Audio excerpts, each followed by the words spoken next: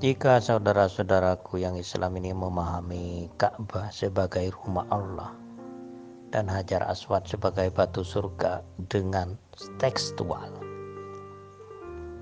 begitu saja, maka Anda akan terpancing berbuat syirik dengan Ka'bah, berbuat syirik dengan Hajar Aswad, memuja-muja, memuliakan dia. Padahal itu semua, Ka'bah itu adalah merupakan lambang dari ibumu itu yang melahirkanmu. Jadilah buang jauh-jauh pemahaman Ka'bah rumah Allah itu tekstual, itu akan memancing Anda berbuat dosa besar. Jadi buang jauh-jauh pengertian seperti itu. Dan Hajar Aswad, batu surga, dengan pengertian tekstual akan memancing Anda berbuat syirik.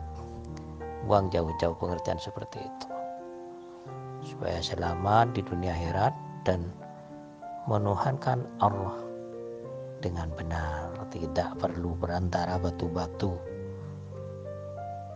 Jadi langsung berdoa pada Allah kalau Anda yakin Dia Tuhanmu. Pemahaman ulama suci tentang Ka'bah. Ka'bah ini dipahami sebagai lambang seorang ibu. Ini penjelasannya. Ka'bah seorang ibu. Hajar Aswad ini berasal dari nama Siti Hajar. Jadi Hajar Aswad yang asli adalah sahabat milik Siti Hajar yang melahirkan Ismail, istri dari Ibrahim, pemilik rumah Ka'bah.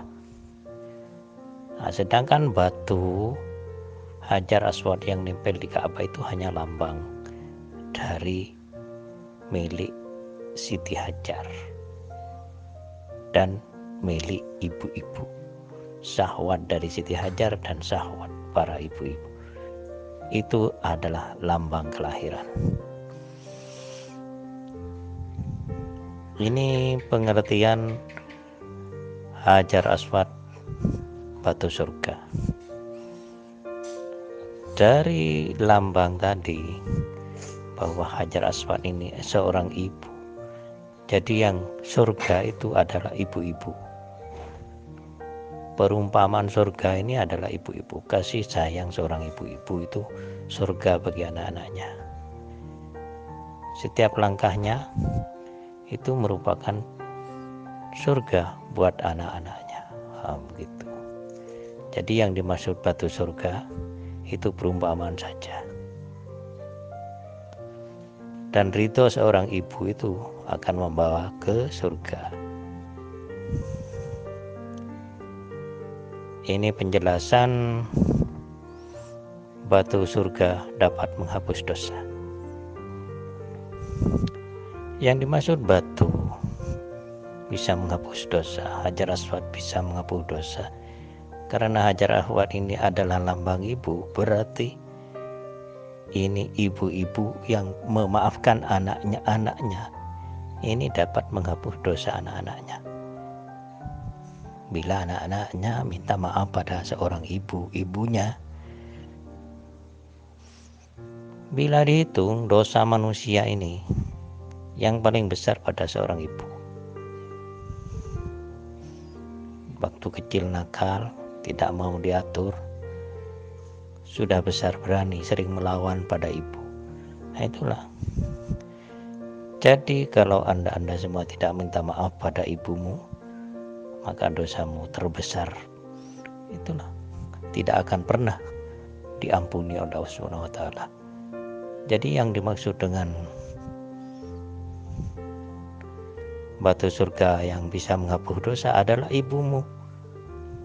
Ibumu itu yang bisa memaafkanmu atas dosa-dosamu dari kecil sampai tua. Nah begitulah.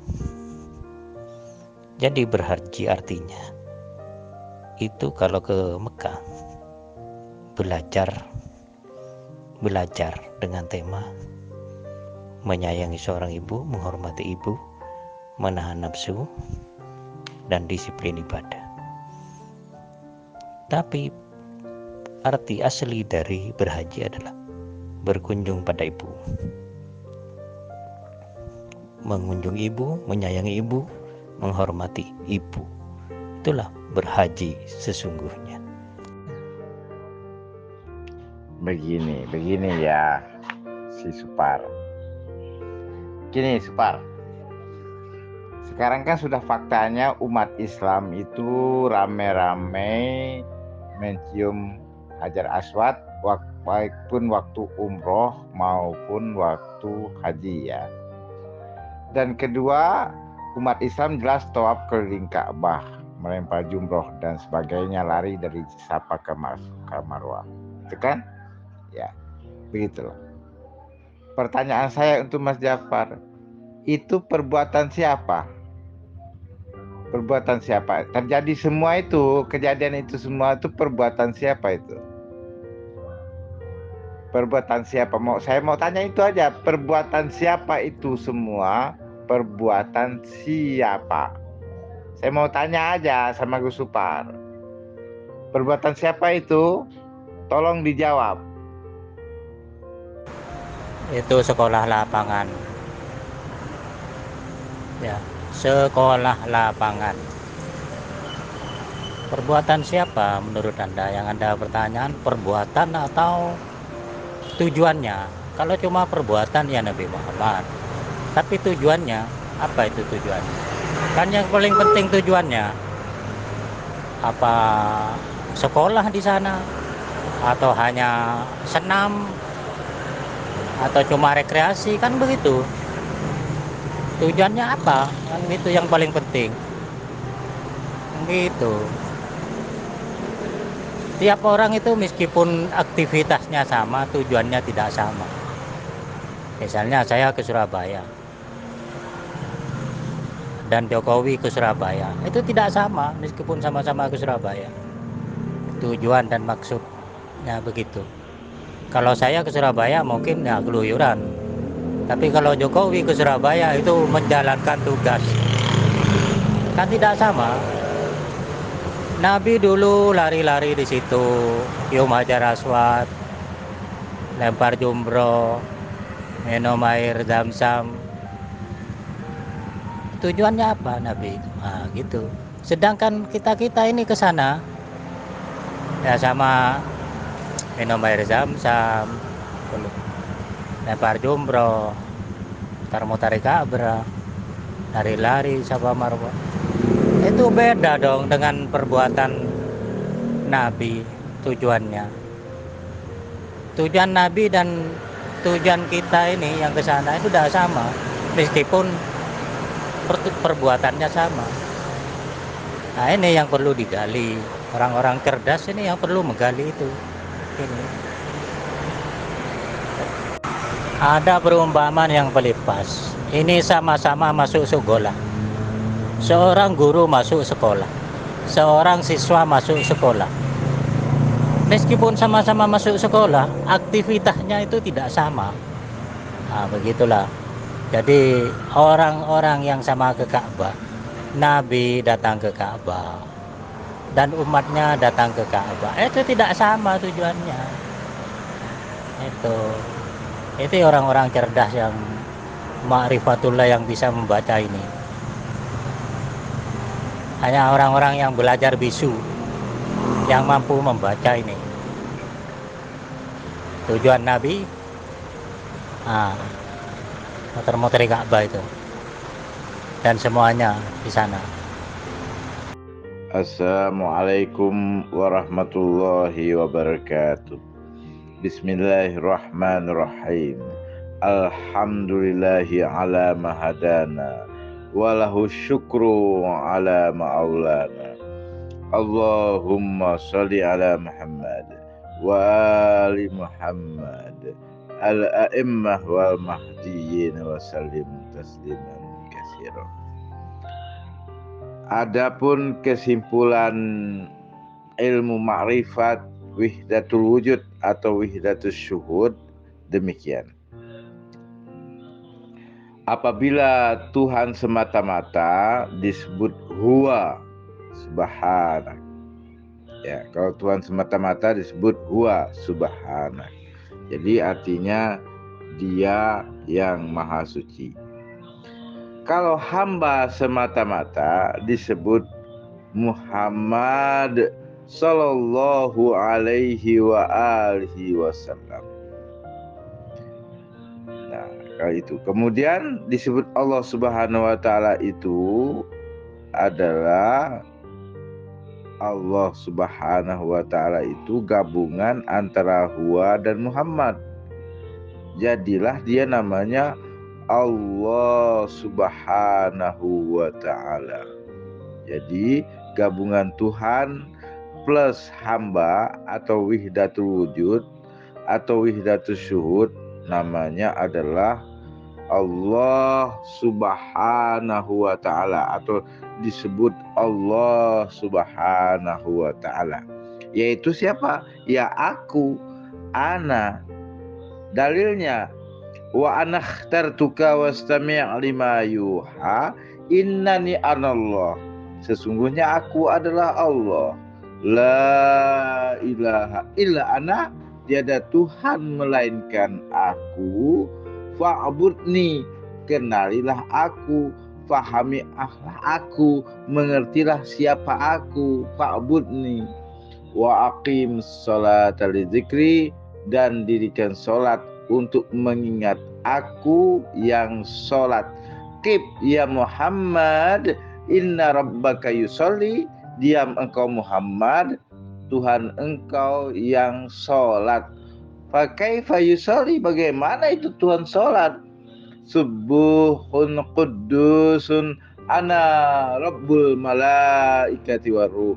Maha suci aku, ana Tuhan malaikat dan ruh. Maka aku adalah Allah. Nah, itulah ajaran daripada yang sebenarnya, daripada ajaran Syekh Siti Jenar dan ajaran daripada Hamzah Fansuri di Aceh, ajaran dari Datuk Abulung di Kalimantan Selatan, ajaran daripada Husain Ibnu Mansur Al-Halad di Baghdad mengatakan bahwa aku Allah, anallah. Itu benar. Karena aku Allah gabungan antara huwa dan Muhammad. Itulah aku Allah Subhanahu wa taala. Demikian penjelasannya. Demikian, terima kasih saudara-saudara semua. Saya bongkar rahasianya. Percaya nggak percaya urusan kita masing-masing. Ya, percaya silahkan, tak percaya pun silahkan. Karena itu urusan pribadi. Karena saya sudah membacakan surah Toha ayat ke-14. Surah Toha itu surah 20 ayat 14. Sejak tahun 2014 kemarin, maka diwajibkan semua umat Islam mengetahui ma'rifatul haq, yaitu Anallah Ghaniyun Karim, Allahul Kabir, antallazi la yahtadil wasifuna liwasfi azamati. Demikian saudara-saudara, terima kasih saya sampaikan agar bisa difahami. Terima kasih. Wassallallahu ala Muhammadin wa ali Muhammad alaihi wal mahdin wasallim tasliman katsira walhamdulillahirabbil alamin. Ku kasih perumpamaan ini dengan bahasa binatang. Ada sapi dan kambing. Lalu bilang sapi berbicara, akulah sapi. Nah, terus kambing ikut-ikutan, akulah sapi. Ya lucu bos, dia kambing bilang sapi, kan begitu. Jadi Rasul Allah ini kalau bilang akulah Allah, ya tidak apa-apa. Tapi kalau umat-umatnya ini bilang akulah Allah, ya salah bro. Ya seperti yang umpamakan tadi antara sapi dan kambing. Begitulah juga di dalam Al-Quran. Akulah Allah dan sembahlah aku. Ya kalau Allah berbicara ya tidak ada masalah. Kalau manusia biasa umatnya bilang begitu ya bermasalah bro. karena tidak sama. Pribadinya itu tidak sama. Ibarat Jokowi dan saya. Jokowi bilang, akulah presiden. Terus ada rakyatnya bilang, akulah presiden. Ya kan lucu, begitu. Jadi pertama-tama untuk memahami takwil Al-Quran itu harus mengerti dulu siapa yang berbicara di dalam naskah Al-Quran itu. Jadi tiap ayat itu pahami dulu siapa yang berbicara di ayat itu. Tokoh yang berbicara, yang bercerita di ayat itu siapa dan menceritakan siapa, dan ayat itu untuk siapa, gitu. Itu baru Anda paham takwilnya. Kalau sekedar baca tekstual lalu ikut-ikutan, ya banyak yang lucu jadinya.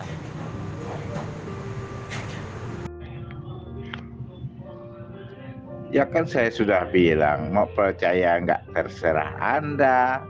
Ya kan? Percaya tak percaya itu kan urusan Anda. Karena kita punya aku masing-masing. Anda kan kucing, saya kan harimau, ya terserah kalau kamu nggak mau ngaku harimau karena memang kamu kucing. Aduh, perumpamaannya keliru juga. Kamu kucing, saya harimau. Saya bilang saya harimau, ya kamu yang kucingnya nggak usah ngaku-ngaku harimau dong, ya gitu loh. Aku pertegah ya, kalau Rasulullah atau Imam Mahdi, para wali bilang, berbicara, akulah Allah, itu tidak masalah bro. Mereka itu zohir dari Allah sendiri. Tapi kalau manusia biasa yang belum punya apa-apa lalu bilang akulah Allah, ya lucu bos, sama dengan sapi dan kambing tadi. Jadi harus mengenal dirinya sendiri dulu. Dirinya kelasnya ya kelas biasa-biasa, ngaku begitu ya lucu lah. Tapi kalau kelas Rasulullah, kelas Imam Mahdi, kelas para wali bilang akulah Allah, tidak ada masalah. Dia memang zohirnya, ilmunya Allah itu bersama mereka. Dia hanya penyambung lidah Allah, menyambung lidahnya Allah itu. Tapi kalau kamu itu masih belum memenuhi syarat bos, lucu, masih kambing lah, belum sapi, masih kambing. Loh, aku kan wali juga kan, aku Imam Mahdi juga kan. Ya aku berhak loh ngaku aku Allah, karena aku Imam Mahdi, aku waliullah. Jadi kamu itu gimana sih? Ya kan? Nah kacau dia, nggak tahu saya ini Imam Mahdi, nggak tahu saya ini waliullah. Makanya saya ngatakan aku Allah. Ya kan? Kamu nggak waliullah, nggak Imam Mahdi, nggak berhak ngaku-ngaku seperti saya. Nah kacau Anda. Ya oke lah, tes kewalianmu. Bagaimana caramu membunuh Dajjal? Ayo. Kan Dajjal itu kan aku. Saat aku tidak mau mengaku Allah, berarti itulah Dajjal. Ya kan? Aku Supar, nah itu Dajjal itu. Kenapa? Dia masih punya aku. Orang yang punya aku itulah Dajjal. Makanya akunya harus diganti dengan aku Allah agar nggak jadi Dajjal. Jadi mengaku aku Allah itulah cara membunuh Dajjal. Paham nggak? Nggak paham dia. Yo salbut. Kacau bro, masih belum kamu itu. Ya masih belum kelas wali, kelas Imam Mahdi masih jauh. Gitu loh. Jadi Anda perlu bertemu dengan Quran hidup dulu. Lalu bertanya-tanya apa? Kalau Anda bertemu dengan Jibril atau bertemu dengan Quran pribadi, baru saya katakan itu Imam Mahdi atau wali. Pertanyaan ini, kapan kamu bertemu dengan Jibril atau Quran pribadi? Karena ini tes, nanti kamu jadi pembohong terus ini. Umat bahaya untuk umat ini. Kapan kamu bertemu Jibril dan Quran pribadi? Itu kan omongan kamu kan. Karena kamu dajjal kan. Karena kamu dajjal omongannya begitu. Wajarlah dajjal ngomong begitu. Karena dia tidak mau membunuh akunya kan si dajjal itu. Makanya si dajjal Supar ngomongnya begitu sama Allah. Gitu loh. Ini dajjal berlawan sama Allah nih. Aku Allah, kamu dajjal. Makanya kamu saya bunuh sekarang. Anda itu kan sering meledek tuh. Orang-orang mencium Hajar Aswad, mengusap-usap Ka'bah. Pertanyaan saya, yang gerakkan mereka tuh siapa itu? Mereka bergerak sendiri? Ya tidaklah. Aku Allah yang gerakkan mereka itu. La tataharraka zarutun illa biiznillah. Tidak bergerak satu benda pun kecuali izin Allah. Orang nyembah berhala itu kan dia punya gerak tuh. Ya bukan salah dia nyembah berhala dong. Iya kan? Yang menggerakkan dia menyembah berhala itu siapa? Dia bergerak sendiri katamu. Ya, gobloklah lo. Semua gerak di dunia ini gerak Tuhan semua, gerak Allah semua. Nggak ada gerak makhluk, bro. Ya, gitu loh. Makanya kamu dajjal. Menganggap gerak kamu itu gerak kamu sendiri kan? Karena kamu dajjal kan? Kalau Anda tidak bertemu Jibril atau tidak bertemu Quran pribadi, tidak bertemu Nabi Isa, Anda itu masih kelasan manusia biasa, bro, umat-umat. Tidak berhak mengatakan akulah Allah, tidak berhak, masih jauh. Mungkin kamu perlu dibaptis. Perlu dibaptis atau gimana kamu ini? Nodo-nodo malah ditanya nodo kamu itu. Ya tambah nampak, bro. Kalau Imam Mahdi itu mesti yang ngaku gitu loh. Kapan pertemuannya dengan Jibril, pertemuannya dengan Quran pribadi, pertemuannya dengan Isa, ngaku seharusnya. Bukan nodo-nodo seperti kamu. Kamu semakin nampak kamu itu. Kamu itu bukan siapa-siapa. Mana ada Jibril?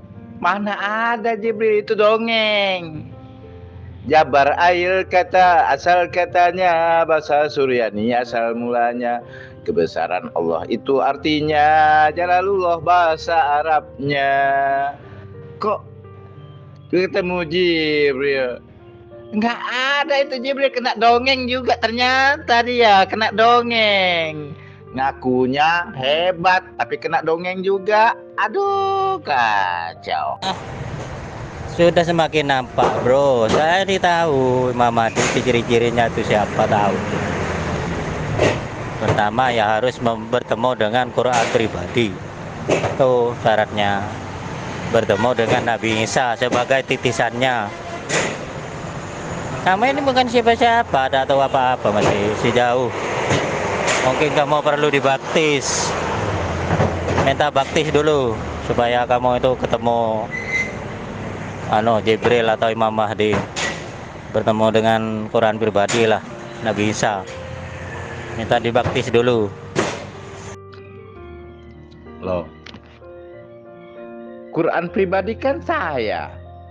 Imam Mahdi kan saya. Jibril juga saya, Mikail juga saya, Israfil juga saya. Semuanya saya kok. Loh kan? Loh, kacau. Masa nggak bertemu? Jibril saya, Mikail saya, Israfil saya, Israel saya. Al-Quran juga saya. Kok belum ketemu? Lucu loh. KO Supar, dajjal loh. Ya, jadi begini.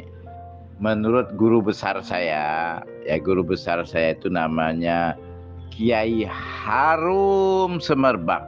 Namanya Kiai Harum Semerbak. Syekh Muhammad Asri. Ya. Beliau berkata bahwasanya orang hakikat itu pertama pengakuannya ada 8. Pertama, saya adalah Tuhan. Saya adalah Tuhan. Kedua, saya adalah Allah. Saya adalah Allah. Yang ketiga, ya, saya adalah nabi. Saya adalah nabi.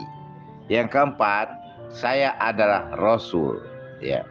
Yang kelima, saya adalah zat. Yang keenam, saya adalah sifat. Yang ketujuh, saya adalah asma, saya adalah nama. Yang kedelapan, saya adalah af'al, perbuatan. Itu sudah sempurna. Makanya saat beliau itu wafat, Tuan Guru Besar saya itu wafat, ribuan orang melayat beliau. Padahal sewaktu beliau masih hidup, beliau itu dikadukan ke Majelis Ulama Indonesia karena orang salah paham mengatakan dia itu membawa aliran sesat, ya. Aliran sesat. Kita ini kan aliran sesat, kan. Kalau sudah tahu aliran sesat, nah sudah selesai, ya kan? Ya, paham nggak? Itu yang dicari itu. Kalau Anda masih sesat, belum sesat, ya, masih sesat, belum sesat, maka Anda masih nggak nyampe-nyampe gitu loh, ya, paham? Makanya harus belajar lagi, Anda belajar lagi. Anda kurang belajar kelihatannya. Kenapa? Sering tafakur sendiri, nggak dapat informasi, akhirnya tersesat Anda. Kalau nggak tersesat, ya tersesat. Kalau tersesat nggak masalah, tapi kalau tersesat, KO itu, ya. Harus tersesat, sesat, satu zat saja, ya. Nggak boleh ada dua zat, nggak boleh tiga zat, nggak boleh. Hanya satu sesat saja. Kalau ada banyak zat, maka Anda protes terus. Orang-orang syariat Anda protes. Anda nggak tahu loh. Orang apapun, orang yang ahli syariat, itu kan af'alnya. Kenapa kamu protes af'alnya gitu loh? Kan lucu Anda itu protes orang-orang syariat, iya kan? Syariat itu kan af'alnya. Kamu protes perbuatan Tuhan, kacau loh. Allah. Quran pribadi kan aku, Nabi Isa kan aku, kan semuanya aku. Mau apa Anda? Jadi ketahuan. Imam Mahdi aku juga, ya kan? Nabi Isa aku juga. Siapa lagi coba? Al-Quran pribadi aku juga. Coba kau cari yang mana lagi, bro? Yang ada hanya aku, bro. Nggak ada yang lain, bro. Ya, nggak ada. Kacau Anda. Tapi kamu belum menemukan resep melawan Dajjal. Berarti masih belum, bro. Jadi kalimat akulah Allah itu masih tidak pantas buat kamu gitu loh. Masih belum lah, ya. Masih perlu kamu pembuktian yang banyak, perlu diuji di sini kan. Apa layak kamu bilang begitu atau tidak, nah gitu. Tapi menurut pendapat saya masih belum, kamu itu belum layak mengatakan akulah Allah. Nah begitu, belum. Jadi masih banyak persyaratan yang tidak dipenuhi oleh kamu sendiri gitu loh.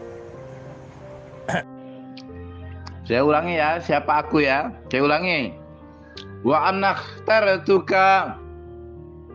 Aku telah memilih engkau, pekerjaanku adalah memilih engkau. Wastami' lima yuha, dengarkan apa yang diwahyukan kepadamu. Tugasku mewahyukan kepadamu. Dua ya. Wastami' lima yuha, innani anallah, sesungguhnya aku adalah Allah.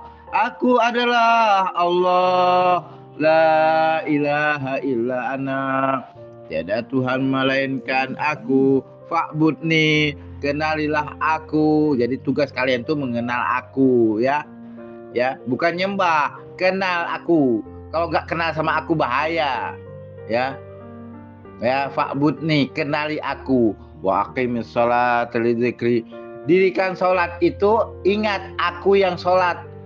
Wa ma ramaita idz ramaita walakin Allah rama, tidaklah engkau sholat ketika engkau sholat, tetapi aku yang sholat, aku Allah yang sholat.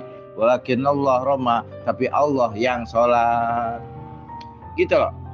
Jadi sudah jelas ya. Orang harus kenal aku. Kalau nggak kenal aku, kalian KO ya.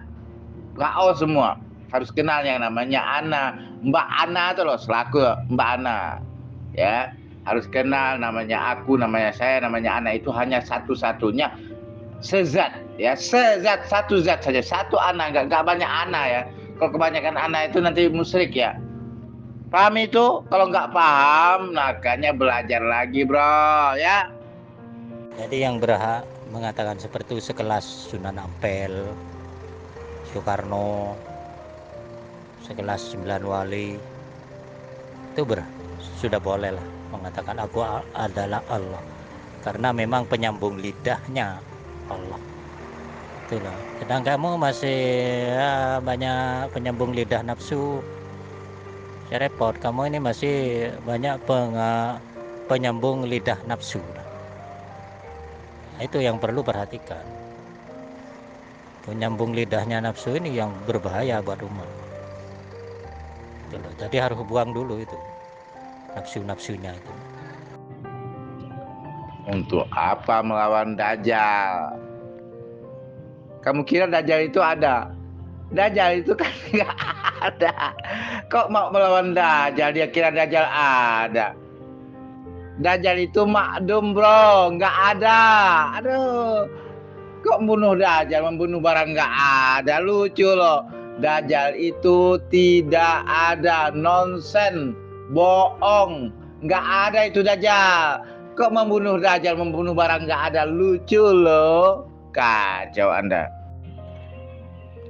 Waqala waliullah, berkata wali Allah, saya berkata ya, ilahi wahai Tuhan, la ahadun yastahiqul wujuda illa, tak ada satupun yang ada kecuali hanya Engkau Tuhanku. Dajjal nggak ada, tak seorang pun termasuk Dajjal itu loh. Masa mau dibunuh barang nggak ada. Wa wujudi dzambun azim. Saya pun kalau ada itu saya jadi Dajjal, ya. Dosa besar. La sabila li ghufrani, tidak ada jalan untuk diampuni dosa-dosa Anda, dosa-dosa saya, illa bifanai, kecuali lenyapnya, hilangnya, fananya, wa bibaqaik, dalam kekekalanmu, ya. Jadi segalanya itu fana saudara, termasuk Dajjal saudara. Kula syai'in halik illa wajah, semuanya hancur kecuali wajahnya, ya. Kullu man 'alaiha fan wa yabqa wajhu rabbika dzul jalali wal ikram. Semuanya fana, semuanya hilang, semuanya lenyap kecuali yang kekal abadi, wajahmu yang memiliki kemuliaan dan kemuliaan, kebesaran dan kemuliaan. Jadi kalau masih berusaha membunuh Dajjal, namanya orang bego, membunuh barang nggak ada. Yang perlu Anda bunuh itu ya, mutu qabla antamut, matikan dirimu sebelum engkau mati, bunuh dirimu sendiri, yaitu akumu nggak ada, yang ada itu hanya aku Allah. Itu loh. Kalau masih aku masih ada, itu artinya kamu belum bunuh diri pribadimu. Bukan Dajjal yang dibunuh bro, diri pribadimu itu yang merasa ada itu loh, itu yang kau bunuh, ya. Kamu tuh nggak ada, kamu bunuh itu. Paham nggak? Aduh, kacau Anda. Kalau Anda nggak mau bunuh dirimu sendiri, bukan bunuh diri fisik bro, bunuh diri spiritual Anda itu harus ada bunuh, sehingga yang hidup hanya Tuhanmu. Wal hayyul qayyum, yang hidup sendirian, nggak ada yang lain yang hidup. Kalau masih ada yang lain yang hidup, itu namanya musyrikun. Paman abdullah fahuwa musyrikun. Nyembah Allah itu musyrik, termasuk menyembah dirimu sendiri, karena kamu itu Allah bro. Karena itu harus Anda menyembah huwa, bukan nyembah Allah bro, ya. Demikian, terima kasih. Wassallallahu ala Muhammadin wa ali Muhammad alaihi wal mahdin wa sallim tasliman katsira walhamdulillahirabbil alamin. Seorang wali itu tidak perlu gembar-gembor untuk menyatakan dirinya wali. Wah, aku wali, aku Imam Mahdi, aku Allah, kayak begitu bro. kiprahnya itu yang paling penting, menjadi penyambung lidah dari Tuhannya kepada umat manusia ini, menjadi penyambung kebaikan firman-firman dari Tuhannya itu untuk kebaikan umat, terutama memikirkan keselamatan umat. Oh, kamu sendiri gak tahu Dajjal, ngaku-ngaku wali. Ya belum layak Anda bilang itu akulah Allah, itu belum layak. Anda masih biasa-biasa gitu loh. Mungkin Anda masih yang dikhawatirkan Anda itu penyambung lidah nafsu. Itu berbahaya bro buat umat ini. Nah kamu bilang tadi Dajjal tidak ada, itu sudah menjadi penyambung lidah nafsu kamu itu contohnya. Yang berbahaya kalau kamu cuma bilang akulah Allah, tidak ada masalah. Tapi kalau kamu menjadi penyambung lidah nafsu, nafsumu masih banyak di situ, itu yang membahayakan umat. Makanya dengan hanya bilang akulah wali, gak ada, tidak usah bilang begitu. Kiprahmu pada umat ini apa? Dan kamu sebagai penyambung lidah dari Tuhanmu kepada umat ini apa? Supaya umat ini selamat. Nah begitu. Kamu tadi bilang Dajjal gak ada, sudah jelas kamu itu hanya penyambung lidah nafsu. Biasa-biasa lah kamu itu, manusia biasa gitu.